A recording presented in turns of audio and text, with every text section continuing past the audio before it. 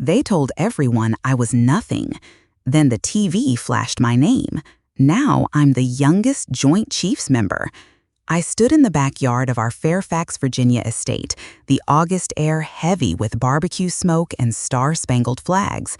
My parents, Richard and Linda Carter, sat at the head table, beaming at Megan Carter, my sister, the legal star. Brian Foster, my cousin, grinned beside her, basking in their praise. I wore a plain jacket, boots scuffed from Fort Belvoir dust. I'd just flown in from a defense summit in D.C. Richard stood, scotch glass raised, voice booming. To Megan, our pride. Then his eyes hit me, cold. Abigail? She's nothing to celebrate. Laughter cut like glass. I stood frozen, gripping a soda can. Then the TV flickered, NBC breaking news. My face, my name, my title. Major General Abigail Carter, youngest Joint Chiefs member for a global defense strategy. Silence choked the crowd. Richard's glass shook. If this grabs you, hit like, share, subscribe. Comment 1 if you're cheering for me to flip the script. 2 if you think they're hiding darker secrets. The backyard went quiet, the kind of silence that presses like a weight. Megan Carter, my sister, stood by the dessert table, her silk blouse catching the glow of string lights, her smile tight as she avoided my eyes. Brian Foster, my cousin, leaned back in his lawn chair, his grin sharp, like he'd just won a prize. My mother, Linda Carter, fussed over a tray of potato salad, her hands nervous, not meeting my gaze. Richard Carter, my father, gripped his scotch glass, the amber liquid still shaking from the NBC broadcast. My face had just flashed across the screen. Major General Abigail Carter, youngest Joint Chiefs member for a global defense strategy that stopped a missile crisis. The crowd's cheers for Megan faded, replaced by awkward coughs and shifting glances. I stood there, my soda can cold and slick, my boots heavy with Fort Belvoir dust. No one spoke. No one clapped. I felt 100 pairs of eyes, none with pride. I turned and walked toward the house, my steps heavy on the wooden deck. Each one felt like a mile, like every late-night briefing I'd survived, every crisis I'd diffused. Inside, the foyer smelled of pine and old memories. The wall was a shrine to Megan's victories, her law school diploma, her TV interview, her shaking hands with a governor. My face was nowhere. I paused at the kitchen counter where my peach cobbler sat untouched. I'd baked it that morning, hoping for a nod, a smile, anything. No one had asked who made it. It sat there, like me, ignored. The patio door creaked. I didn't turn. "You didn't have to leave," Linda said, her voice soft, strained. "I didn't," I said, barely a whisper. I walked. She sighed, the sound she made when she couldn't fix things without breaking others. "Your father, he didn't mean it." I let out a sharp laugh. "He didn't say my name, Mom." She stayed quiet, probably twisting her necklace like she did when words failed. "I'm a general," I said, my voice steady. "I've stopped wars before they started. But I'll never be enough, will I?" She stepped closer. I stepped back. "Not tonight," I said. I wasn't ready for her excuses. I climbed the stairs, the wood creaking under my boots. The hallway smelled of polish and time. I stopped at the family room, where the mantel was Megan's gallery, her awards, her photos, her perfect poise. There used to be one frame of me from my West Point graduation, my uniform sharp, my eyes bright with fire. It was gone. In its place, a glossy shot of Megan in a courtroom, her smile radiant. I called out, "Mom!" She appeared, holding a stack of napkins. "Where's my picture?" My voice was flat, not angry. "Oh," she said, too quick. "I stored it. It was dusty." "Where?" I pressed. "In the attic, I think. Don't worry." "Don't worry." I repeated her words in my head, each one a small wound. I didn't answer, just headed for the attic stairs. The attic door groaned, revealing a space thick with heat and shadows. Dust danced in my flashlight's beam. I ducked under low beams, searching through boxes of Christmas ornaments, Megan's old debate plaques, a bin labeled holiday linens. In a corner, behind a cracked lamp, I found it, a damp cardboard box. Abigail's stuff, scrawled in Richard's sharp capitals, like labeling spare gear. I knelt, peeling back brittle tape. Inside was a jumble of my life. My first strategy competition medal, tarnished but heavy. A cap from my grandfather Pop, given the day I joined Defense Command. A letter from my CO praising my work on a missile intercept in Japan. Beneath, a cracked frame held my Soldier of the Year certificate from 2017. I'd called home that day, voice shaking with pride. "Dad, I won it. They called my name in front of the division." His reply was flat. "Good. Megan's arguing a big case next week. Gotta go." Click. 30 seconds to dismiss a year of my blood and sweat. I touched the cap, remembering Pop on his porch, his voice rough but warm. "You'll outshine them all, kid. Mark my words." He died a month later. Now his gift lay crumpled next to a faded notebook from high school.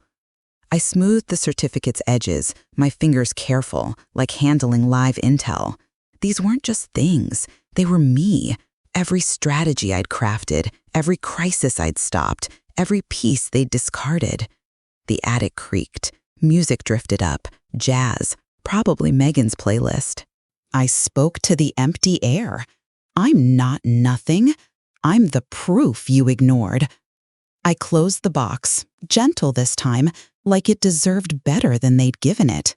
In my old bedroom, the walls were bare, the posters gone, replaced by a generic Family Forever sign. I set the box at the bed's foot, the cap in my lap. A memory hit, age 16, the night before my first debate tournament. I'd prepared for months. Richard promised to come. He didn't. Megan won a mock trial that day, and he took her for sushi. I stood on the stage, clutching my trophy, scanning the crowd for him. Linda said he had a client. I learned then his love had conditions. Megan's wins fit his story. Mine never would. Now, years later, I was still on that stage, invisible, waiting for an audience that never showed. My early years in the Army were rough. Fort Bragg, North Carolina, smelled of sweat and server heat. I lived in a barracks with thin walls, ate off plastic trays, my paychecks barely covering essentials. Still, I sent money home every month, thinking it fixed the porch or bought groceries. I skipped leave, ate instant oatmeal, saved every dime. I told myself I was helping, being a good daughter, a soldier who carried more than her gear. I passed on team outings, weekend hikes, even new boots, so Linda could replace the fridge, so Richard could fix the roof. I sent $3,000 for their anniversary, imagining a new couch. I lived lean so they could live better. Then came the call. A Sunday morning, my one day to sleep in. Linda's voice was bright, rushed.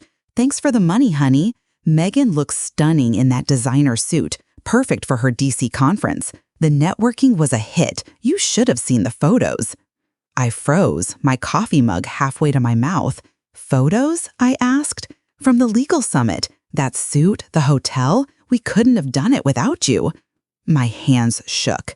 "You used my money for Megan?" I said, slow. "Well," she hesitated. "She needed to shine. It's a big opportunity." I don't remember the rest. I mumbled something, hung up. My pulse roared. I'd rationed toothpaste, worn threadbare socks, all so Megan could dazzle in DC. I sat on my bunk, staring at the wall. Something broke. Not loud, not dramatic, just final. I stopped sending money. No explanation, no fight, just silence. Weeks later, Richard called. Abigail, what's this about cutting us off? You think you're too good now? His voice was sharp, entitled, like I owed him a report. I held the phone, calm, cold. I learned from the best, sir. I hung up. That was my first line in the sand. No arguments, just a wall built from every ignored sacrifice. It wasn't revenge, it was clarity. They never asked why the money stopped. No apology, no concern, just a void where their expectations lived. I started spending on myself. Not extravagance, but dignity. A new laptop, a decent coat. I took a weekend trip with my unit, grilled steaks by a river, laughed for the first time in months. Silence wasn't weakness, it was my armor. The Pentagon was a different battlefield. I was the youngest officer in most briefings, often the only woman. I presented a defense strategy, months of work mapping missile threats. The generals nodded, unimpressed, except for Diane Larson, a colonel with sharp eyes and a sharper mind. After the meeting, she handed me a coffee, black, no sugar. "You've got a gift," she said. "Don't let them reduce you to a rank." I blinked. "Thank you, ma'am." She walked off. That was the first time I felt seen, not as a Carter, not as Megan's shadow, but as Abigail, strategist, leader. In Japan, we faced a missile hack that could have sparked a global crisis. I led the counter, my team working through 72-hour shifts. One night, under pressure from a digital assault, I pulled Specialist Kevin Brooks from a crashed command post. His hand was burned, his eyes wide but trusting. In the field hospital, he handed me a granola bar, split in half. "Thanks for not leaving me, ma'am," he said, voice rough. I smiled. "You'd have done the same." He shook his head. "Not everyone would."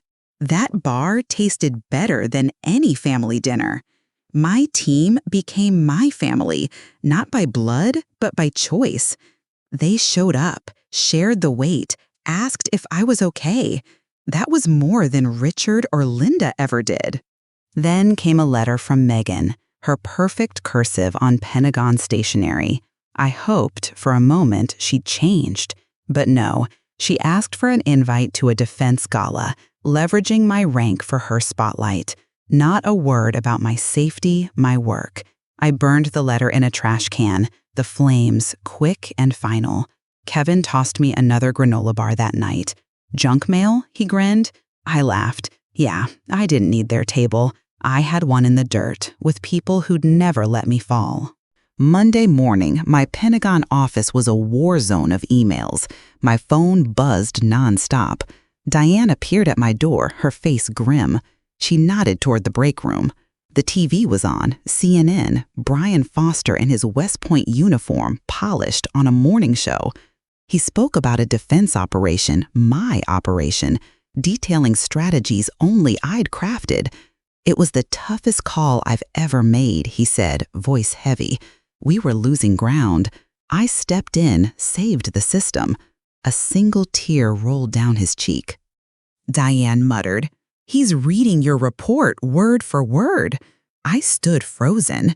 It wasn't just theft, it was erasure. I called Richard. He answered fast. "Abigail, you saw Brian's interview? That was my operation," I said, voice tight. "He stole it." He sighed. "I told him to go ahead. He needed a boost for his career. It's good for the family image. You're already a general. Share the spotlight." I nearly dropped the phone. "Share? He stole it." "Don't be selfish, Abigail," he said. "This isn't about ego." I said, "Goodbye, Dad," and hung up. It wasn't just betrayal. It was strategy. I was a pawn in the Carter family brand. A blog post hit that afternoon, titled "Defense's Rising Star." Brian's photo, his academy ring gleaming. It praised his instincts, citing Pentagon sources. I recognized the phrasing, Megan's work, her legal finesse. She'd orchestrated it, planting quotes, burying my name. I slammed my laptop shut. Every crisis I'd stopped, every night I'd spent planning was now fuel for their story. not by enemies, but by my own family. That night, I sat in my apartment, lights off, TV muted. This was war, not in command centers, but in truth. I wasn't erased. I was armed. I opened my laptop, called Shadow, a cyber tech who owed me from a job in Japan. I need a ghost, I said. Codename Nightlock. He laughed, low. Target acquired. What's the play? We expose them. Every email, every trace. I want the full chain. The storm was coming, and I was ready. The apartment was dark, the only light a faint glow from my laptop, casting shadows across the bare walls. The Fairfax skyline blinked through the blinds, a distant hum of Virginia traffic outside. Shadow's message flashed on my screen. Initial sweep done. Nightlock's tied to Brian's media stunt. Dig deeper, I typed back. Find Whitaker's digital trail. He's the key. General Paul Whitaker, a Pentagon veteran, had clashed with me during a defense review last year. I'd flagged a gap in his missile strategy, costing him a promotion. Now, Brian's TV stunt had Whitaker's fingerprints. The interview, Megan's planted articles, none of it was chance. I leaned back, the chair creaking, my hands gripping Pop's cap from the attic box. The CNN segment replayed in my head. Brian Foster, my cousin, in his West Point uniform, claiming my defense operation as his own. My family had applauded him, not me. I wasn't just erased, I was replaced. I drove to Arlington the next morning, the highway cutting through fog-draped fields. Shadow had tracked Nancy Reed, a journalist and friend of specialist Kevin Brooks, to a small newsroom near the Pentagon. She'd been digging into military leaks since Kevin's injury in Japan. Her office was a cluttered corner, papers stacked high, a coffee mug chipped at the rim. Nancy answered the door, her eyes sharp behind dark frames. "Abigail Carter?" she asked, voice low. I nodded, sliding my phone across her desk. Brian's interview played, his voice smooth, rehearsed. I rewrote the strategy, saved the system. Nancy's jaw tightened. "That's your plan," she said. "Kevin told me about Japan, your work." I leaned forward. "I need proof." She hesitated, then pulled a recorder from her bag. "I've got something. Off the record for now." I didn't move. "You've carried this too long. Time to share." She sat, her fingers tapping the desk. I started digging after Kevin's injury. The Pentagon's been leaking to boost certain names. Brian's one of them. She played the recorder. Megan's voice, crisp, confident. "Abigail's got rank, sure, but it's just luck. The real talent's in shaping the narrative." My stomach twisted. Nancy stopped the tape. "I've got metadata, emails, timestamps, IPs. Megan met with defense reporters before Brian's segment, planned it weeks out." I set a blank USB on the desk. "Did you keep copies?" She nodded, sliding a flash drive across. Transcripts, logs, a source in Megan's firm. She paid for the airtime. I pocketed the drive. "Why now?" I asked. Nancy's lips pressed thin. "Megan offered to cover Kevin's medical bills, said it was kindness." It was silence. I stood. "You're doing the right thing." Her eyes said she wasn't sure. Back at the apartment, I plugged in Nancy's drive, emails between Megan and a Pentagon PR firm dated before Brian's interview. One line stood out. "Ensure Foster takes full credit. Carter's name stays buried." The metadata was clean, tied to Megan's personal account. I sent it to Shadow with a note, cross-check with Whitaker's logs. His reply came fast. "This is bigger than a PR stunt." Whitaker's server pinged the same network. DOJ's sniffing around. I leaned back, the rain outside a steady drum. Megan's legal empire was a front, and Whitaker was pulling strings. This wasn't just family drama, it was a Pentagon power grab. I drove to Fort Belvoir at dawn, the base's gates stark against the gray sky. Megan's laptop was in her office, logged into the family's PR network. Her password? A lazy pattern I'd seen her use at the ranch. The screen unlocked, revealing folders, media plans, contracts, private. I clicked the last one. 2 files caught my eye: defense_credit 2024.pdf and payments.xlsx, both edited days after my operation, not by me. I copied them, then checked her voicemail. One message from General Whitaker. Megan, this feels risky. If Abigail finds out, or Kevin, this could unravel. I'm out. I forwarded it to Shadow with a note. Motive means method. The rain pounded harder, a warning. Megan was careful, but not careful enough. Shadow called, his voice low.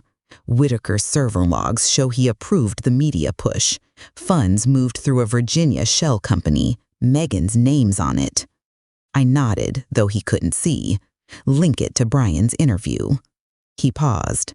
This could tank half the Pentagon's PR budget. I saved the files to a second drive, hid it in my bag's false bottom. The city lights blurred through the drizzle.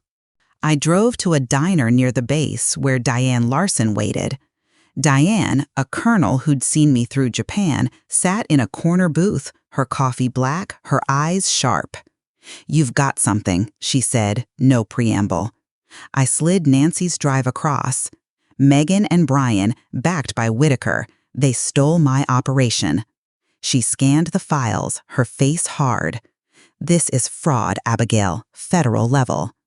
I leaned forward. "What's the play?" She tapped the table. "We go to D.C., congressional oversight." "You need a platform bigger than their lies." We drafted a statement that night, 12 pages of logs, emails, and Nancy's sworn affidavit.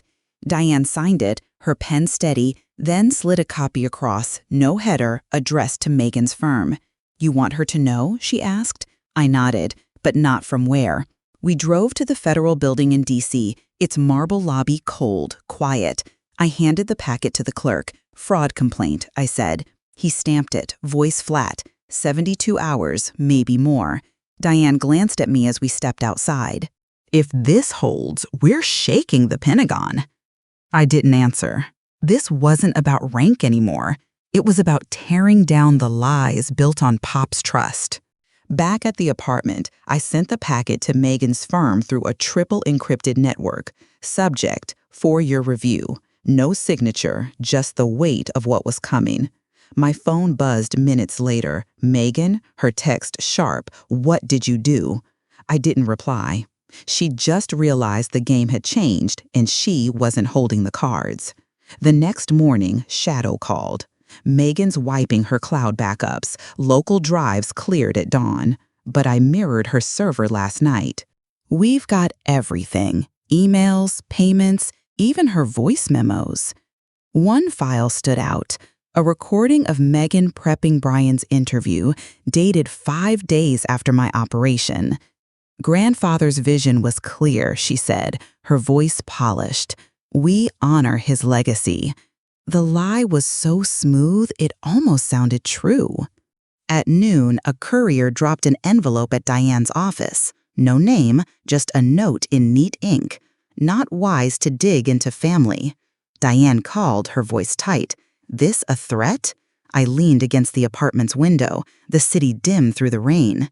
"Let them think it scares me." We filed a temporary injunction that afternoon, Diane's wording precise. "Pending federal review, media claims pose a risk of obstruction." It hit the docket before Meg's team could blink. Shadow sent another update. DOJ had flagged 3 accounts: Megan's law firm, Brian's scholarship fund, a shell LLC in Richard's name, all marked for audit. "They're cracking," Shadow said. "Their firewalls are paper thin." I parked outside Megan's office that evening, the glass building glowing under streetlights. At 7:30, she stepped out, her coat tight, her posture stiff. A man walked beside her, dark suit, Pentagon badge clipped to his belt. She paused at her car, spoke to him too long, then scanned the street like she felt my eyes. She knew the net was closing. But she didn't know I'd already mapped her moves. You don't survive defense strategy by guessing. You survive by being 10 steps ahead, so when they wipe drives, you're holding the backups. Shadow sent another file, a deleted email from Megan to Whitaker, dated the day after my operation. Push Brian's story, bury Abigail's name. Whitaker's reply, I'll handle it. I forwarded it to Diane with a note, this seals it. The next day, I met Nancy at a coffee shop near Fort Belvoir, its windows fogged from the morning chill. She slid a tablet across, showing a heat map of Megan's transactions, red dots clustering in Virginia, Bermuda, a faint trail to Singapore. These aren't just media payments, she said. They're tied to a defense project never cleared by the Pentagon, millions unaccounted for. I nodded, saving the heat map. What about Brian? Nancy's lips twitched. His funds up front. Signed a transfer for $2 million last week. Sloppy. I leaned back. Send it to DOJ, anonymously. She nodded, already typing. Done. Back at the apartment, I cross-checked Nancy's drive with Megan's files. Every discrepancy was a strike. Timestamps off, IPs tied to her laptop, not mine. I sent the findings to Diane, who replied, this is enough for a criminal probe. DOJ's moving fast. My phone buzzed. Linda, texting, can we talk, please? I stared at her name, heavy, real. I didn't reply, not yet.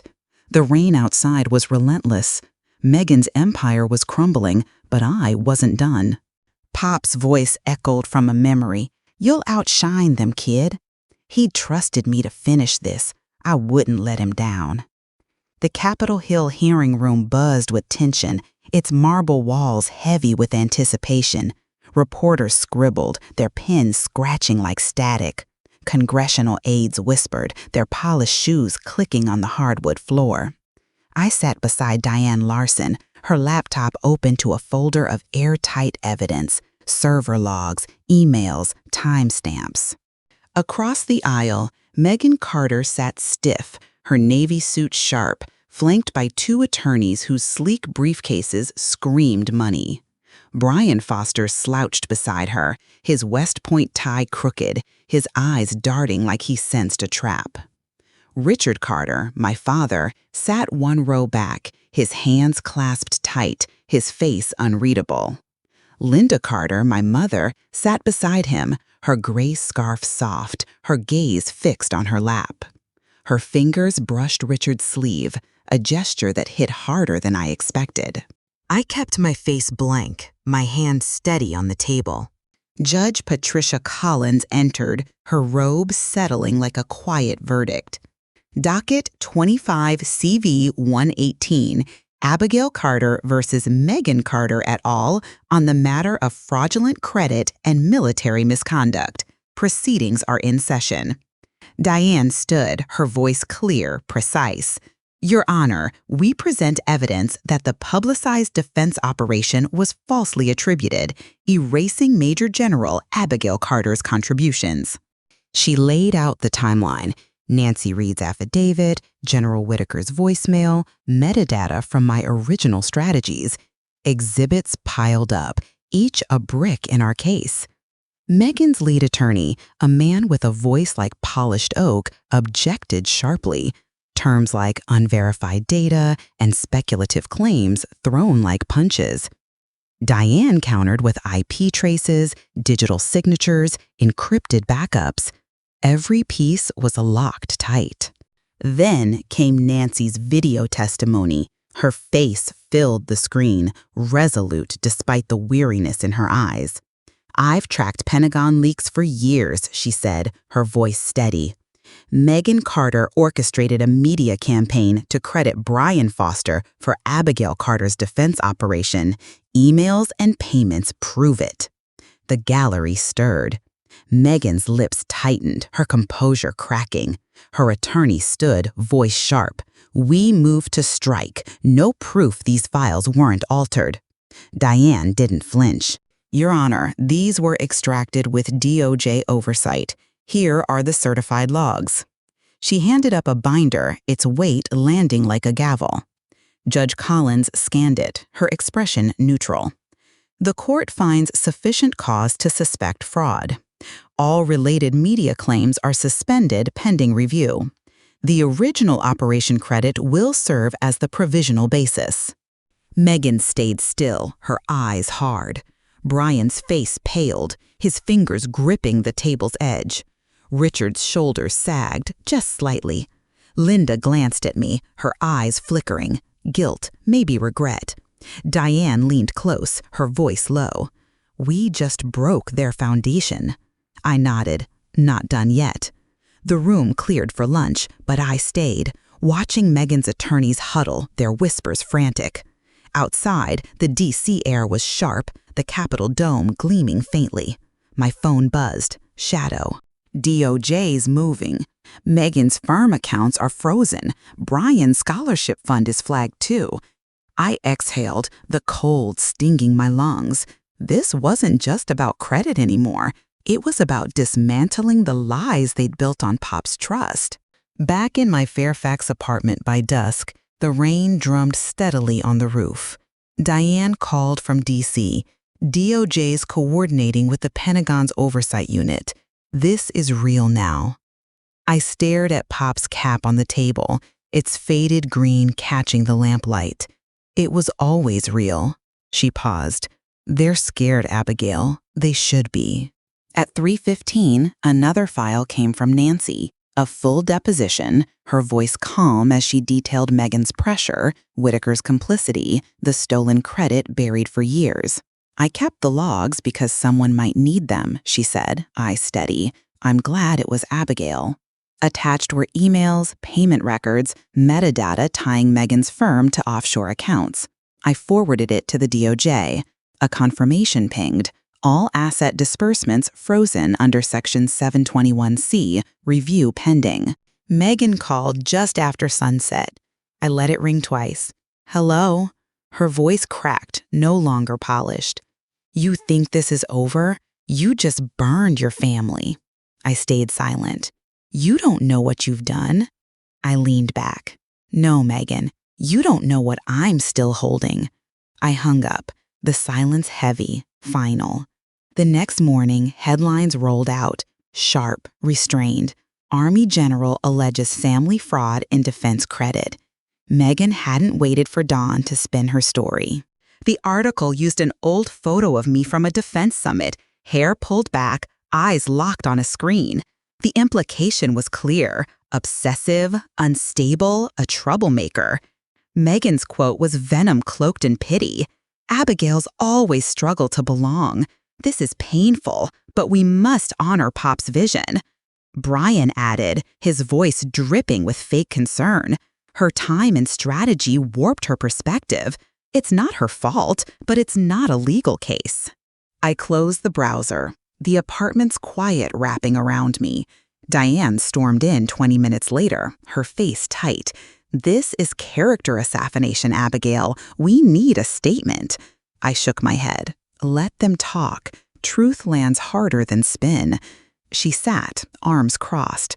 They're making you a liability. I met her eyes. Let them. My laptop pinged. Shadows folder, labeled Whitaker_audio. I opened the files. Whitaker's voice, cautious, strained. Megan, this isn't what we agreed. You said minor tweaks. This is fraud. Another clip? If this leaks, I'm done. You promised it stays quiet. The last file, buried in a deleted server partition, was Whitaker, frantic. If anything happens, tell Nancy the originals are in Vault 3. The air felt heavier. Whitaker had known the truth, and he'd left me the key. The hearing room was quieter the second day, the gallery packed but hushed. Diane warned me it would be procedural, more evidence, no fireworks yet, but Megan had other plans. Her attorney stood, holding a cream envelope with a gold seal, pure theatrics. We didn't want to escalate early, he said, sliding a document across, but since Miss Carter insists. Diane opened it, her eyes scanning, a codicil to Pop's operation records, dated 2 days before his death. My name, Abigail Carter was scratched out, the language cold, precise. Signed, Edward Carter. Notarized, Paul Whitaker. Megan's lips curled, a smirk she couldn't hide. He changed his mind, she said. Regretted trusting you. I didn't flinch. He couldn't sign that day. He was in a coma. We left for the hospital archives at dusk, the Fairfax Medical Center's lot dusted with frost. Diane handled the paperwork while I paced, my breath clouding in the cold. An hour later, we had it. Edward Carter's final medical logs. Full sedation, morphine drip, no record of lucidity on the codicil's date. Shadow called, his voice tight. Whitaker's phone GPS shows he was in Boston that week, not Virginia. Back in the truck, Diane scrolled through ICU photos I didn't want to see. Pop, pale, tubes across his chest. One image stopped us.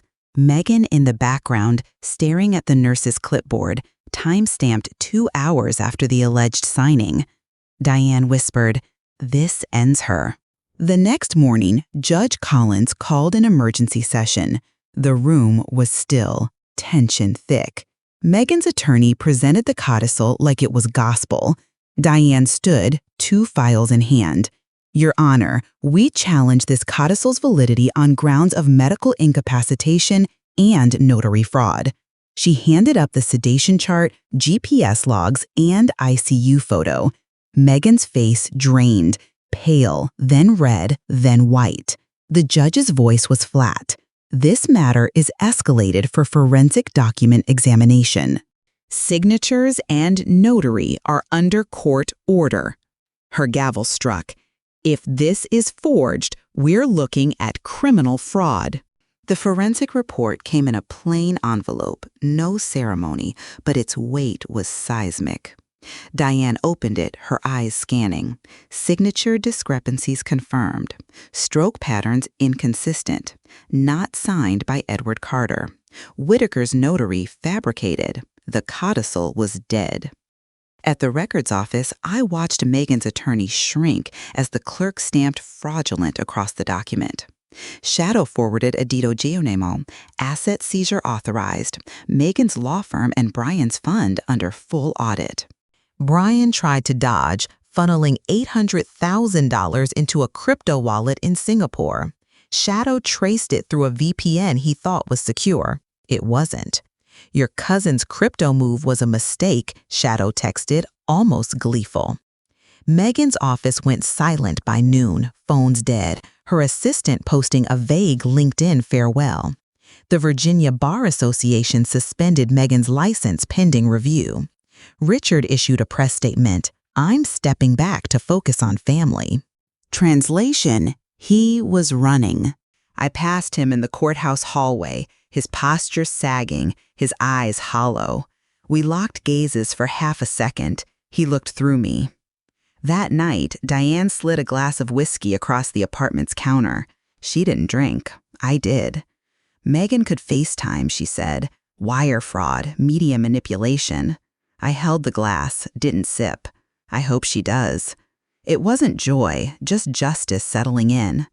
My phone buzzed past midnight. "Linda, please come home. I need to talk." Her name glowed, heavy, real. I stood, packed, and drove to the Fairfax estate, the place I'd once called home. The air was still, silver under the dusk. I parked by the old gate, its hinges rusted. Linda waited on the porch, 2 rocking chairs, a pitcher of lemonade between them, condensation beating. I took Pop's old chair. We didn't speak at first. She looked frail, her hair loose, her hands trembling as she reached for the glass and didn't drink. "I saw the hearings," she said. "On TV?" I asked. She nodded. Half the state did. Her smile flickered, didn't land. I should have spoken up. "Nancy told me about the original operation logs, your work. But Megan said it'd keep the peace, that you didn't want to spotlight." I turned slightly. "Did I?" She flinched. "I thought peace mattered more than truth." I let the words hang. Was I ever yours? I asked, quiet. Her lips parted, no sound. She reached out, her hand light on my shoulder. It didn't fix anything, but it was a start. She looked at the fields. Your grandfather knew what he was doing. That office, he left it for you. The safe only opens with your code. He said it years ago. I glanced at the truck, parked under oaks, remembering the safe's odd click. I thought it was broken. I'm not staying, I said. She nodded, no argument. But I'll visit. Her smile was faint, real. We sat as the sky turned purple, two women on a porch, one starting to forgive, the other beginning to see. The final paperwork came stamped, no fanfare. The officer read the updated credits, full recognition to me, sanctions on Megan and Brian. Not justice, but close. Megan didn't show. Her indictment loomed, her license gone. Brian hadn't met my eyes since the audit. Richard vanished from public view. The family, cracked at its core, had no statement.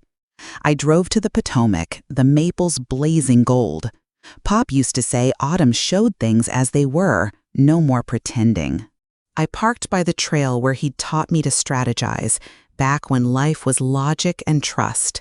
Sitting on the tailgate, I signed my operation credit to a fund for defense training programs, a shelter for veterans, something bigger than revenge. My phone rang as I climbed into the driver's seat. Diane, you sure? It's a big deal. I slid Pop's cap into the glove box, his words still clear. It's not about the credit, I said. It's about showing who they are. She exhaled. You walked away whole. I didn't answer. The truck's engine roared, then steadied. The glove box light blinked, solid now. I shifted into gear, the trail lined with golden leaves. The wind lifted my bag in the back seat, then let it settle. I didn't look back. I didn't inherit glory. I inherited truth, and that's worth every mile.